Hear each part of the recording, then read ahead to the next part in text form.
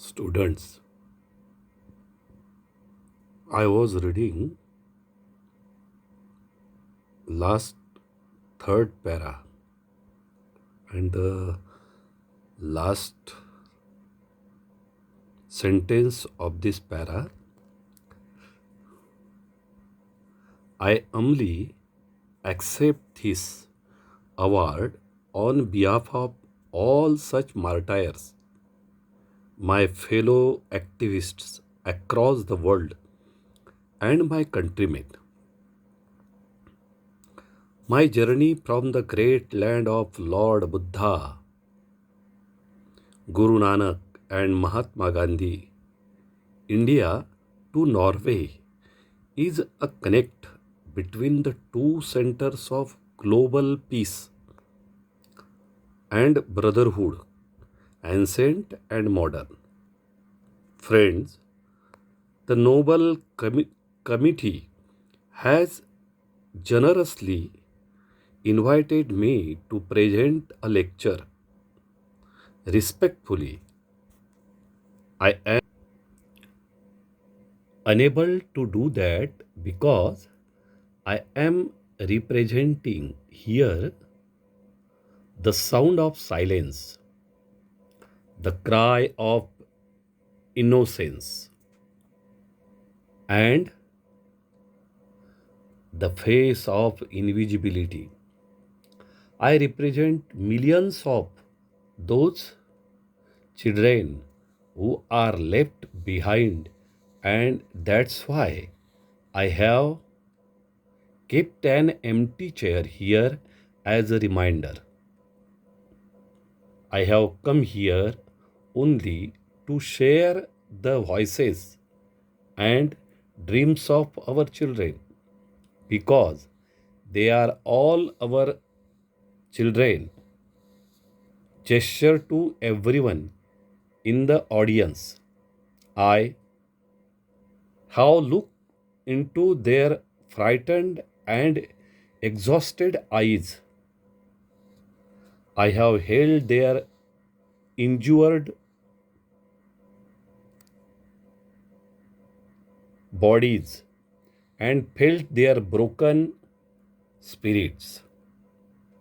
20 years ago, in the foothills of the Himalayas, I met a small, skinny child laborer.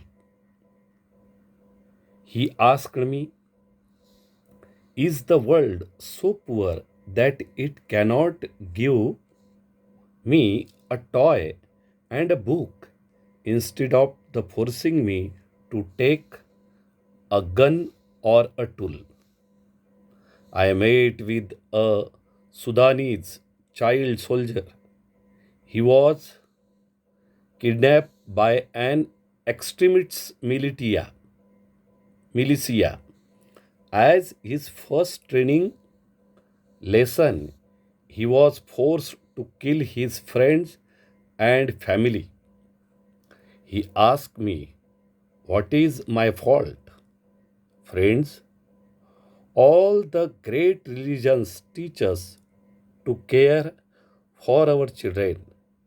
Jesus said, let the children come to me.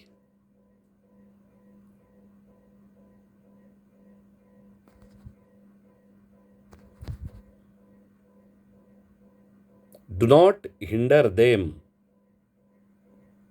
for the kingdom of God belongs to them.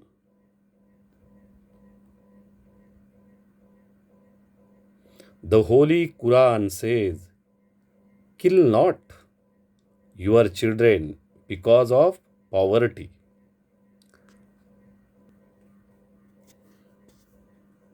Friends, there is no greater violence than to deny the dreams of our children. Therefore, I refuse to accept that.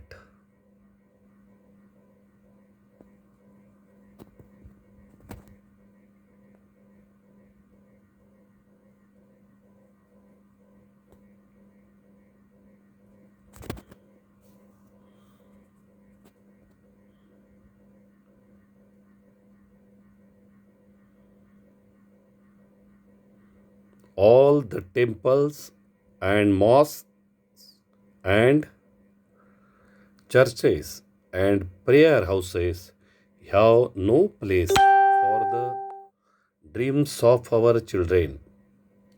I refuse to accept that the world is so poor when just 1 week of global military expenditure can bring all the children to classrooms.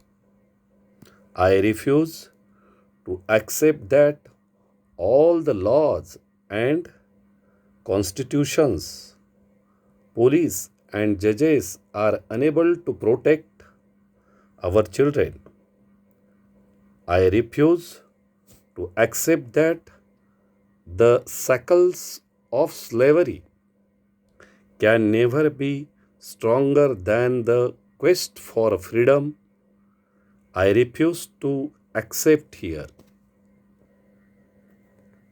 My only aim in life is that every child is free to be a child, free to grow and develop, free to eat, sleep, and see daylight, free to laugh and cry, free to play and learn, free to go to school, and above all, free to dream. I have the privilege of working with many courageous people who have the same aim. We have never given up against any threat or attack, and we never will. We have made progress in the last couple of decades. We are we have reduced the number of out of school children by half. We have reduced the number of child laborers by a third. We have reduced child mortality and malnutrition, and we have prevented millions of child deaths. But let us make no mistake. But let us make no mistake. Great challenges still remain. Friends, the biggest challenge or biggest crisis knocking on the doors of humankind is fear and intolerance. We have utterly failed our children in the imparting in imparting an education that gives the meaning and objective of life, an education that gives a sense of global citizenship among the youth. I am afraid that the day is not very far away when cumulative the cumulative results of this failure will culminate in an unprecedented violence, and that will be suicidal for humankind. Rights, security, hope can only be restored through education. Young people like Malala, I have started calling her my daughter Malala, not just Malala. So, my daughter Malala and other daughters, including Kainat, in fact, two Kainats and Sajia, and the daughters from Africa and from all over the world. They are rising up and choosing peace over violence, tolerance over extremism, and courage over fear. The solutions are emerging, but these solutions cannot be found in the deliberations, in conferences alone, and cannot be found in prescriptions from a distance.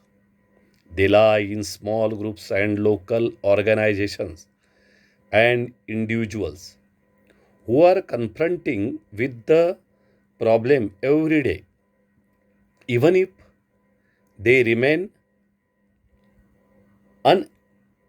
unacknowledged and unrecognized and unknown to the world. The solution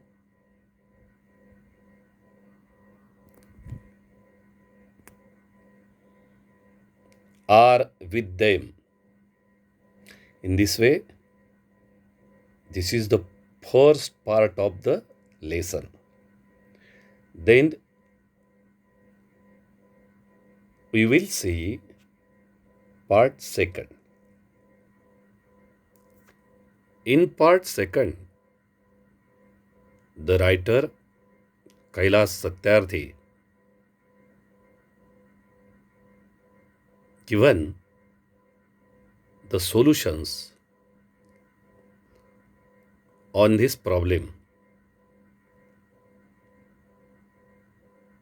how to do it, what to do, and when to do.